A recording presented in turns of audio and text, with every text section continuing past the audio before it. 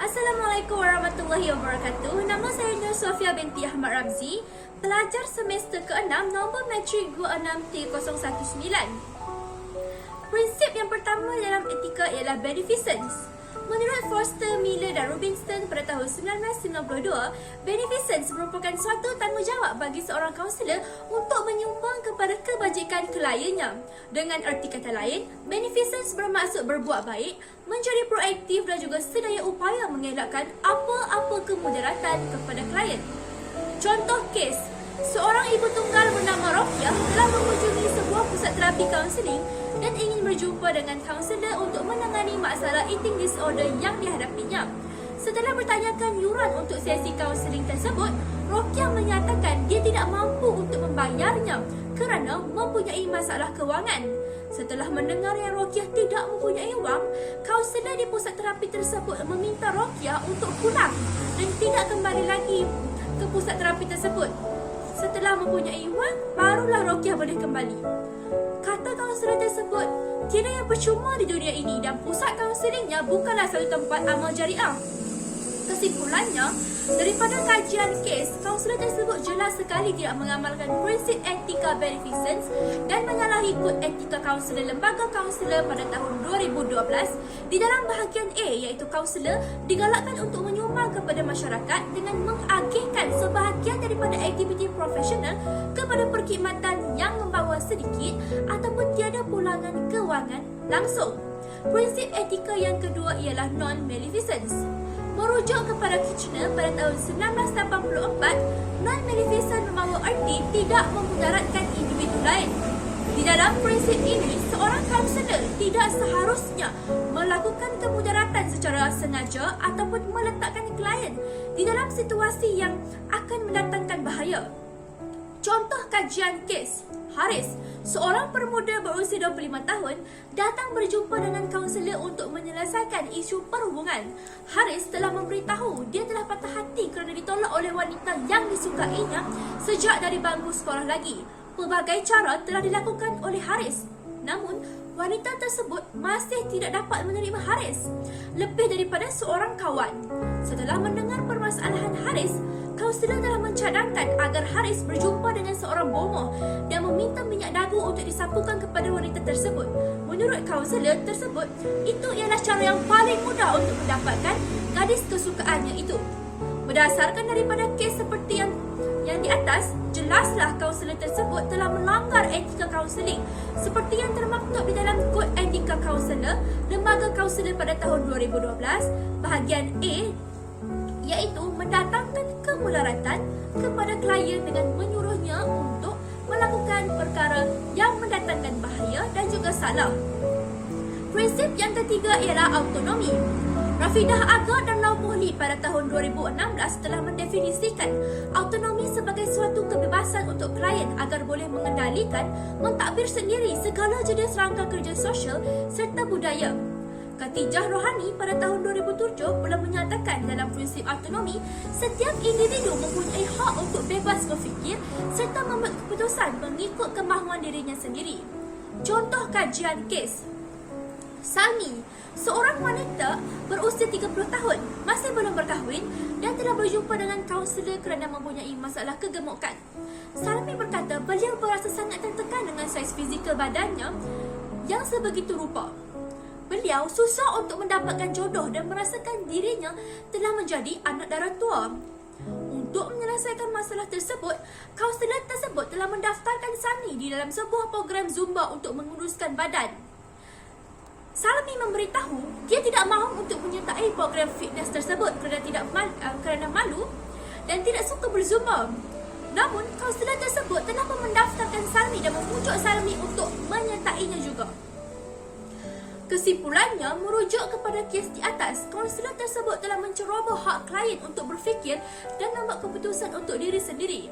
Berdasarkan kepada kod etika kaunselor seperti yang telah ditetapkan di dalam bahagian A tentang pelan-pelan kaunseling, seorang kaunselor perlu menghormati kebebasan klien untuk membuat pilihan.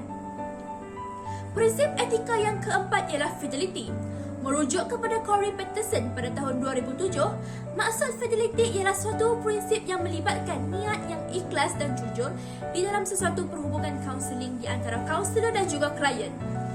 Rafidah Aga dan Lau Bohli pada tahun 2016 berkata, prinsip fidelity perlu dipegang kuat oleh seorang kaunselor untuk meningkatkan lagi kepercayaan klien kepada kaunselor, terutama sekali di dalam membuat janji kepada klien. Aspek penting di dalam fidelity ialah seperti kerahsiaan dan juga janji seorang kaunselor, kepatuhan kaunselor kepada organisasinya dan lain-lain. Contoh kajian kes. Suraya, seorang pelajar universiti telah bertemu dengan kaunselor kerana sering merasa kurang keyakinan dengan penampilan dirinya.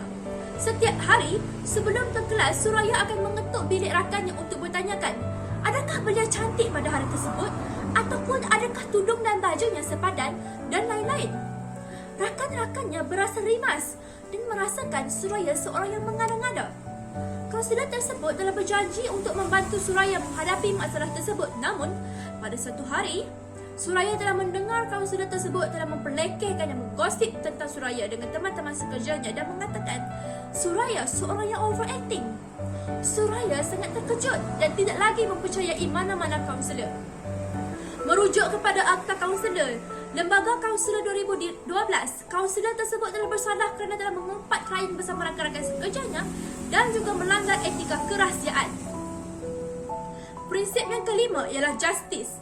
Merujuk kepada Sakura dan juga Hafsah pada tahun 2017, justice ialah satu prinsip keadilan di mana seorang kaunselor haruslah melayan semua kliennya dengan layanan yang saksama dan adil. Rafiqah Aga dan Lau Bohli pada tahun 2016 berkata, seorang kaunselor perlu memberikan perkhidmatan yang sama rata kepada semua klien meskipun apa sahaja latar belakang, warna kulit, bangsa dan juga budaya mereka. Contoh kes, Aini ialah seorang wanita yang bertubuh gempal, berkulit gelap dan juga berjerawat. Beliau ingin meminta pertolongan kaunselor iaitu Encik Daniel kerana beliau mempunyai masalah kulit untuk tidur. Ketika beliau sedang menunggu giliran, pada hari dan waktu yang telah ditetapkan pada temu janji, giliran beliau telah diberikan kepada seorang wanita yang kurus, berkulit bersih dan cantik meskipun wanita itu baru sahaja sampai dan tidak melakukan apa-apa temu janji. Kaunselor tersebut juga melayan wanita tersebut dengan sangat mesra dan pura-pura lupa dengan janji temunya bersama kliennya iaitu Aini. Berdasarkan daripada kes di atas, kaunselor tersebut telah menyalahi prinsip justice. Seperti yang termaktub di dalam Akta Kaunselor pada tahun 2016, bahagian C, tanggungjawab profesional itu tentang diskriminasi kerana telah melakukan pilih kasih dan melayan klien berdasarkan pada rupa paras sahaja. Prinsip etika yang keenam ialah informed consent. Merujuk kepada Carter et al. Pada tahun 2007, informed consent di dalam kaunseling bermaksud suatu proses di mana seorang kaunselor haruslah memberikan maklumat tentang semua bentuk perkhidmatan, tujuan perkhidmatan, prinsip-prinsip etika yang perlu dipatuhi sepanjang sesi kaunseling seperti etika kerahsiaan, kebaikan, perkhidmatan, klien, kelayakan, pengalaman kaunselor dan juga lain-lain. Contoh kajian kes, seorang pakcik tua berumur 70 tahun telah bertemu dengan kaunselor untuk membincangkan isu anaknya yang sudah lama tidak pulang ke rumah untuk melawatnya. Sebelum sesi dijalankan, kaunselor tersebut telah terlupa untuk memaklumkan segala jenis maklumat yang sepatutnya dimaklumkan kepada klien dan terus menjalankan sesi penerokaan. Kaunselor tersebut juga tidak memaklumkan bayaran yang perlu dibayar sebelum sesi dimulakan. Setelah sesi tamat, ketika kaunselor ingin meminta bayaran yuran sesi kaunseling, pakcik tua tersebut berasa terkejut kerana beliau mengingat sesi kaunseling tersebut ialah sesi yang percuma kerana beliau tidak dimaklumkan apa-apa bayaran sebelum sesi dimulakan. Berdasarkan kajian kes, merujuk kepada Akta Kaunselor Lembaga Kaunselor pada tahun 2016 dalam bahagian D2D, kaunselor perlu memberi persetujuan termaklum di dalam konsultasi iaitu menjelaskan dan memberikan maklumat tentang tujuan perkhidmatan yang akan diberikan, kos, potensi, risiko dan manfaat serta batasan kerahsiaan. Prinsip etika yang ketujuh ialah veracity. Menurut Rafidah dan Lau Bohli pada tahun 2006, veracity membawa maksud kebenaran dan ketulusan Di dalam sesi kaunseling, iaitu seorang kaunselor haruslah sentiasa ikhlas berkhidmat dengan klien. Hubungan yang tulus ini bertujuan untuk membina kepercayaan di antara kaunselor dan klien. Prinsip veracity juga membawa maksud menyampaikan kebenaran kepada klien. Contoh kajian kes, Irfan merupakan seorang pelajar sekolah. Beliau telah bertemu dengan guru kaunselor di sekolahnya untuk menceritakan masalah keyakinan diri yang dihadapinya. Menurut beliau, setelah beliau memasuki sekolah menengah, beliau sangat aktif di dalam sukan dan itu menyebabkan kulit beliau menjadi gelap, berminyak dan berjerawat. Irfan bertambah hilang keyakinan diri kerana beliau sering dikutuk oleh rakan-rakannya. Guru kaunseling tersebut tidak menghormati kepercayaan Irfan yang sedih kerana diejek rakan-rakannya dan mengatakannya Irfan terlampau mengada-ngada, padahal itu hanyalah masalah kecil. Guru kaunselor juga telah menularkan cerita tersebut kepada rakan-rakan sekerjanya di bilik guru.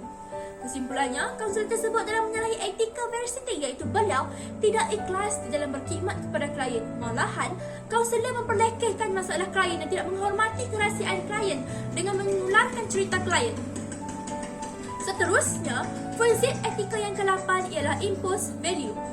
Imposing value bermaksud seorang kaunselor berusaha untuk mempengaruhi kepercayaan, pertimbangan, sikap, tingkah laku serta perasaan klien secara langsung. Impose value ini boleh berlaku kepada kaunselor jika beliau berada di dalam keadaan tidak menyedari tentang perasaan ataupun kepercayaan sendiri, dan sikap ini boleh muncul jika kaunselor mempunyai sikap prasangka yang kuat terhadap kumpulan individu tertentu. Contoh kajian kes, baru-baru ini Hasan merupakan seorang kaunselor yang telah menjalankan sesi bersama klien iaitu Encik Norman. Setelah melakukan sesi, Hasan mendapati Encik Norman seperti mempunyai tanda-tanda depresi. Namun, Encik Norman sepertinya tidak dapat menerima apa yang telah diberitahu oleh Hasan dan mengatakan tidak mungkin dia ialah seorang yang gila dan hanya orang yang lemah iman sahaja akan menjadi depresi. Encik Norman juga mempertikaikan kemahiran Hasan dan memperlekehkan Hasan. Hasan naik angin dengan kata-kata Encik Norman dan dia telah menempelak Encik Norman dan menghalau beliau dari pejabatnya. Hasan juga melemparkan kata-kata kesat kepada kliennya itu. Merujuk kepada akta kaunselor pada tahun 2012, seorang kaunselor hendaklah menyedari tentang sikap, nilai, kepercayaan dan tingkah laku mereka. Kaunselor tidak boleh memaksa klien untuk menerima nilai yang tidak tekal dan juga dengan matlamat kaunseling. Seterusnya ialah conflict of interest. Merujuk kepada Rimmer pada tahun 1998, conflict of interest berlaku apabila perkhidmatan kaunseling ataupun hubungan profesional di antara kaunselor dan klien terganggu ataupun terpengaruh akibat tindakan yang berkaitan dengan pelanggan lain, rakan sekerja dia ataupun dirinya ataupun pihak ketiga yang lain untuk kepentingan peribadi kaunselor. Contoh kes conflict of interest, Datin Anita merupakan klien kepada Encik Sam. Di dalam sesi kaunseling, di antara mereka, Datin Anita menceritakan dia mempunyai konflik dengan seorang bekas rakan baiknya. Rakan baiknya telah menghina fizikalnya, gemuk. Datin merasa sangat geram dan hinaan yang diberikan oleh bekas rakan baiknya tersebut. Encik Sam menasihati beliau untuk mendapatkan khidmat peguam dan menyaman rakannya di atas penghinaan fizikal tersebut. Encik Sam juga telah mengambil kesempatan dengan mengesyorkan adiknya yang merupakan seorang peguam untuk menyelesaikan kes tersebut. Encik Sam juga telah bersepakat dengan adiknya yang semua pelanggan yang direkomend olehnya haruslah diberi sedikit faedah ataupun komisen. Datin Anita juga perlu memberikan hadiah atau pembayaran lebih kerana telah merekomend seorang peguam kepadanya. Berdasarkan kajian kes, seorang kaunselor sepatutnya menolak bayaran persendirian ataupun bayaran lain kerana memberi perkhidmatan seperti yang telah termaktub di dalam bahagian A10, F1 dan dengan pertukaran barangan perkhidmatan A10A menerima fee daripada klien agensi. Dan prinsip etika yang terakhir sekali ialah dual relationship. Menurut Offer Zur pada tahun 2020, dual relationship di dalam psikologi bermaksud suatu situasi di mana pelbagai peranan wujud di antara seorang kaunselor dan juga klien. Peranan di dalam hubungan ini termasuklah peranan sebagai seorang ahli keluarga, seorang kawan, seorang pelajar dan juga seorang kekasih. Contoh kajian kes, Zuridah merupakan seorang wanita berusia 28 tahun. Beliau sangat tertekan dengan sikap majikan yang terlampau cerewet dan mementingkan kesempurnaan. Zuridah telah bertemu dengan dengan kakak iparnya iaitu seorang kaunselor. Setelah menceritakan sikap majikannya kepada kaunselor, kaunselor tersebut membela adik iparnya dan mengatakan dia telah dianiaya. Sesi kaunseling tersebut telah dijalankan tanpa sikap profesional dan berubah menjadi satu sesi gosip. Kaunselor tersebut tidak sepatutnya menjalankan sesi kaunseling dengan adik iparnya kerana mereka mempunyai dua relationship dan telah menyalahi etika kaunseling, iaitu yang termaktub di bahagian A5C tentang interaksi ataupun hubungan bukan profesional. Sekian, terima kasih.